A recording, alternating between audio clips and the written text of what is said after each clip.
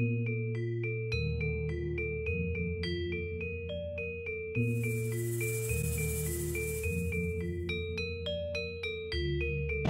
morning! Welcome to my vlog. Day 2 ko dito sa Jakarta, Indonesia.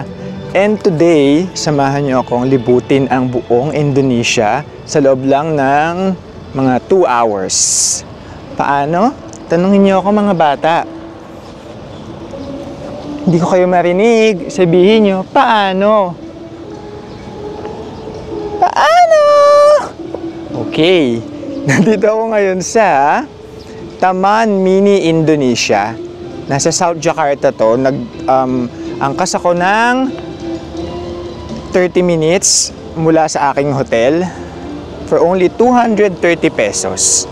At itong Taman Mini Indonesia, ito ay yung parang nayong Pilipino natin. Yun yung katumbas niya sa atin. So dito, super laki niya. Nadaanan ko na siya kanina habang nasa motor ako. Tapos bumiyahe pa kami ng mga 10 minutes para makapunta dun sa entrance. Ganun siya kalaki. And iba't ibang lugar sa Indonesia, provincia o region sa Indonesia, meron silang mga structure, buildings na nag-represent sa mga region na yun. Or basta yung mga sikat na lugar sa Indonesia. So, hahanap lang ako ng may nauupahan ditong scooter. Hahanap ako noon para mas mabilis yung ating pag-iikot. So, halika mga bata. Ayan, nakita ko na isa sa mga gusto kong mapuntahan dito sa Taman Mini Indonesia. Madami kasi dito mga museums and yung mga traditional houses. Ito yung isa sa una kong nakita. Ayan. Parang ito yung gate sa Bali. Bilang hindi naman tayo makakapunta ng Bali, tignan na lang natin to at magpipicture ako dito syempre. Wait lang. Okay, na-excite ako. Ito pa lang pala yung entrance. Parking lot pa lang pala yung kanina. Tapos, ayan, madaming nag-field trip na bata ngayon. Ang ating unang pupuntahan ay ang Museum Indonesia. Dito na tayo sa Museum Indonesia. Sobrang ganda niya. Diba, replika pa lang to ng mga building sila dito pero super ganda na. Mas pagpasok mo sa loob, meron pang mas malaking building. Picture lang ako dito. Okay, pasok na ako sa Museum Indonesia.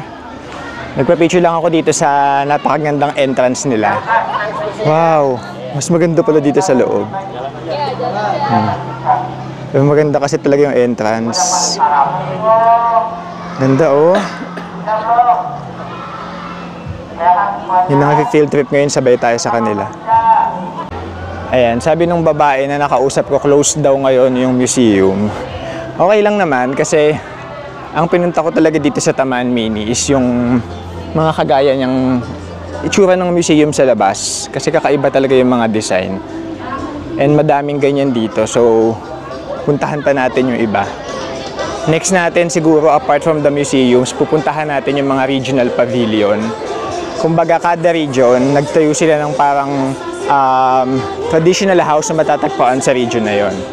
Kunyari sa atin, sa region ng, sa probinsya ng kunyari ng Mountain Province, nagtayo sila ng parang traditional house sa Mountain Province. Kapagod, hanapin ko lang yung upahan ng scooter dahil nakakapagod.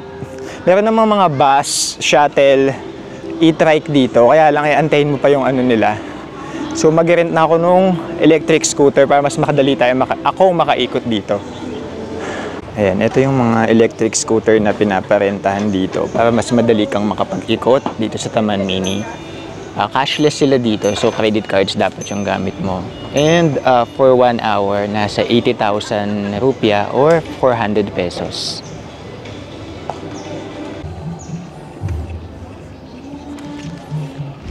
Ayan. Mas mabilis kapag nakaganito kayo.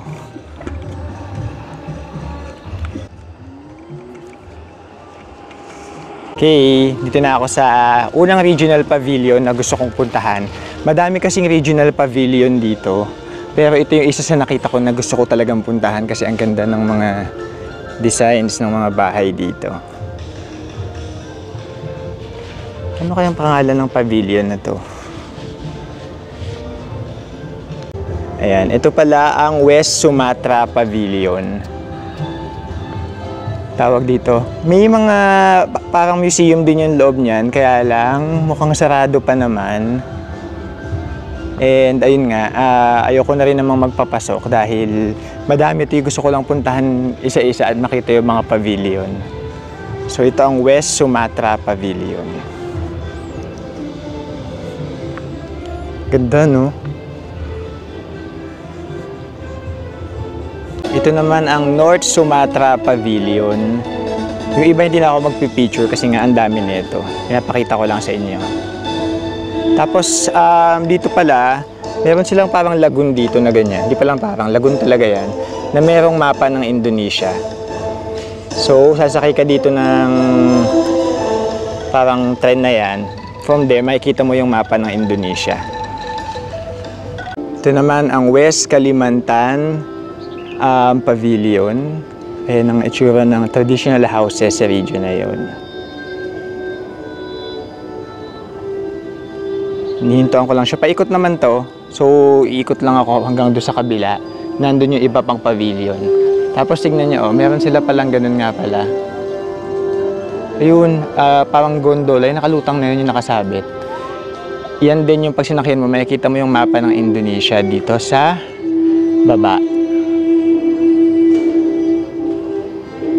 Ito naman ang South Kalimantan Pavilion. Kada pavilion malaki siya. Tapos kanina nga dun sa isang pavilion, parang merong event, may kinakasali ata. Okay, tuloy ko lang ang aking scooter tour. Dito naman tayo ngayon sa North Celebes Pavilion. Malaki siya at ayan, kung makikita nyo, merong mga tao ngayon dito. Parang may event yata sila. May mga traditional instruments silang hawak dun eh. Ayaw na, dapat na? Ayaw?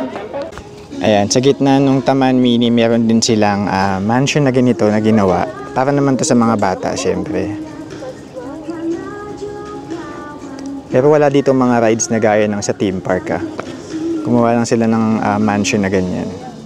Or castle pala. Okay, next destination ko ay dito sa Komodo Dragon Museum. Ang pagkakaalam ko ang Komodo Dragon, dito siya matatagpuan talaga sa Indonesia. So, isa to sa mga nasa listahan kung gustong puntahan, yung Komodo Dragon Museum. May malaking Komodo Dragon dito. Kapasok tayo. Dito na muna tayo sa outdoor part ng museum. Merong bayad na 55,000 rupiah para makapasok ka dito sa Komodo Dragon Museum. So, mga 200 pesos lang yun. Dito sa outer part, ayan. Kung nakikita nyo, oh my God. Ayun. Pinubukan niya yung bibig niya. Siyempre yung mga Komodo Dragon dito, maliliit lang naman, hindi yung mga kagaya nung napapanood natin sa National Geographic. Pero still, mukha talaga silang dragon, no? Yung ulo nila, yung parang sa Game of Thrones. Kiss iguana pala yun. Tatanga-tanga, hindi nagbabasa. Mukha pang, may sinasabi ka pa mukhang dragon, ha? Hindi pala Komodo Dragon yun. So dito sa labas, mga reptiles lang siguro. Na siguro nasa loob pa yung Komodo Dragon.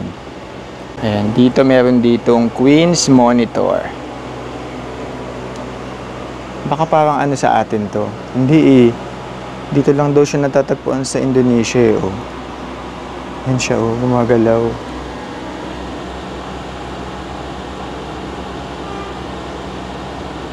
Haba ng dila. Ang Sulawesi Sailfin Lizard. Parang ito yung mga nasa Jurassic Park, no? Oh, titingin-tingin dyan. Yes. Tama? Ikaw ba yung nasa Jurassic Park? Parang iba itsura mo. Sure ka, ikaw yun? Okay, since di naman tayo buong araw dito sa Taman Mini, pasok na ako sa loob para makita yung mga Komodo Dragon. At para may aircon na. Ay, sarap aircon. Tapos, bukod sa Komodo dragon, iba't ibang reptiles yung nandito. May ahas, may mga iguana. And nag-research na kasi ako in advance kung ano yung mga gusto kong puntahan dito sa Taman Mini. Dahil yun nga, limited lang yung time ko dito. So, hindi ko afford na mag-ikutin lahat. Ito, isa tong Komodo dragon sa gusto kong puntahan. Wait lang, maghahanap tayo ng Komodo dragon. Ito yung itsura niya. Madilim, aircon. Pero wala pa din ang mga Komodo dragon. Ang cute. Blue poison dart frog. Grabe, ang cute, no? Pero nakakalason pala siya. Ito. Yun lang ako na. Nasa labas pala yung Komodo dragon. Buti na lang nagtanong ako. Puro mga palaka, ahas, turtles pala yung doon.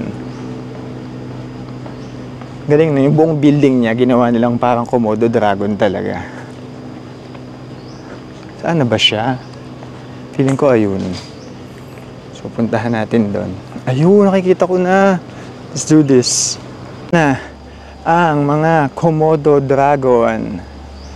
Komodo dragon. Tingnan nyo, bilis, gumagalaw. Yan o. Hi! Kano masyadong umalayo?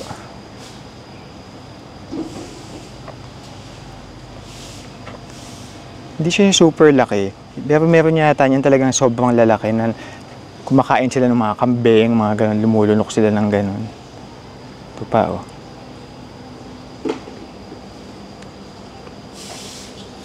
Ano eh, nakabaha sa Indonesia yung explanation so di ko maintindihan.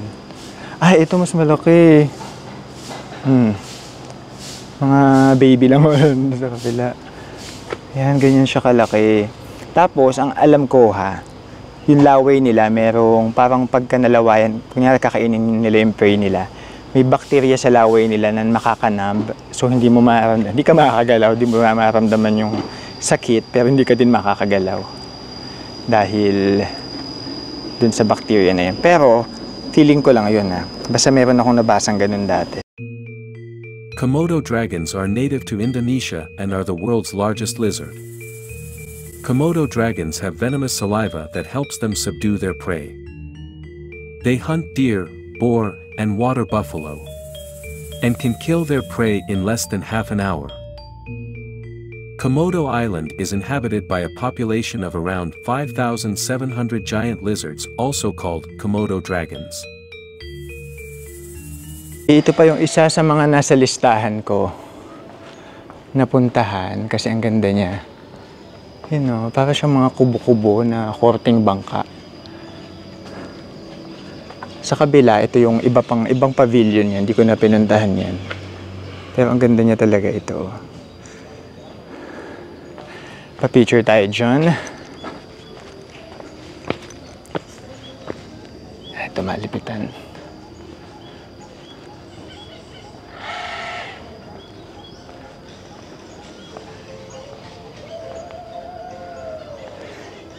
Okay, picture lang ako.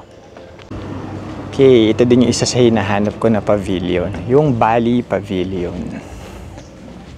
Hindi man tayo nakapunta ng volleyball. Ay, nakapunta naman tayo dito sa Bali Pavilion. Malay mo, makapunta tayo ng Bali. Huwag mo minamaliit ang kakayahan mo, Rafael. Ito. This building is used a place to store paddy, rice farm, and agricultural products. Ito naman parang kusina. Tama nga, family kitchen daw yun. Ganda dito sa Bali Pavilion, may mga explanation. Ganda oh. Oh. Parang siyang stage. Tapos, ang Jawa Timur Pavilion. Hindi to kasama sa listahan ng mga gusto kong puntahan, pero ang ganda niya oh. Huminto lang ako saglit para i-video siya. Okay, huminto lang ulit ako para sa mga golden temples na ito. Arya Dwipa. Hindi ko alam kung pavilion din ba tong mga to. Pero ayan ang itsura niya. Kulay gold, kaya ang ganda ang tignan. Tapos may mga valley gate din dito sa sa part na to. Actually dito maganda mag-picture eh. Kita ko tong isa na to, kaya lang nakasarado, so hindi pwedeng pumasok. So ayan, tanaw-tanawin lang natin siya. Ganda. Tapos dun sa banda dun, may mga temple pa dun na ganun. Parang sa Bali din siya, pero hindi ko alam. Katabi siya ng mga gold kanina. Ayan, palabas na dapat ako ng Taman Mini, pero ito, bukas na yung Museum Indonesia. Free lang naman yung entrance, kailangan lang mag-register online. Aircon ang sarap, and pwede mag-video as long as walang flash photography, o basta walang flash. Wow, wayang beam.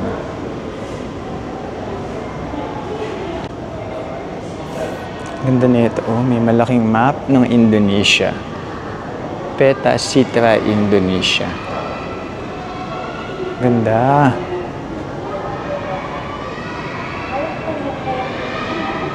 Galing naman ang gumawa nito.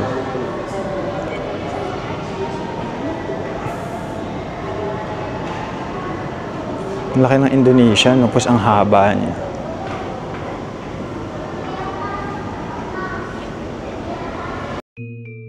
This museum is not just a magnificent building that stores and exhibits collection objects.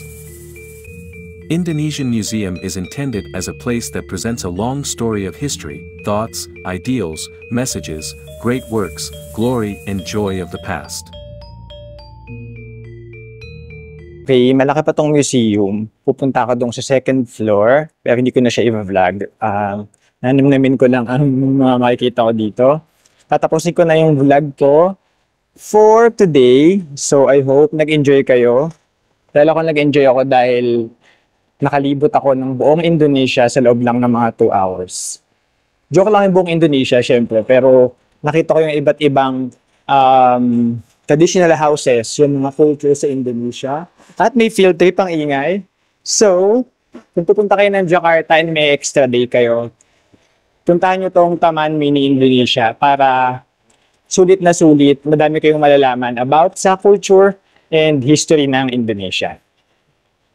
Okay, bye!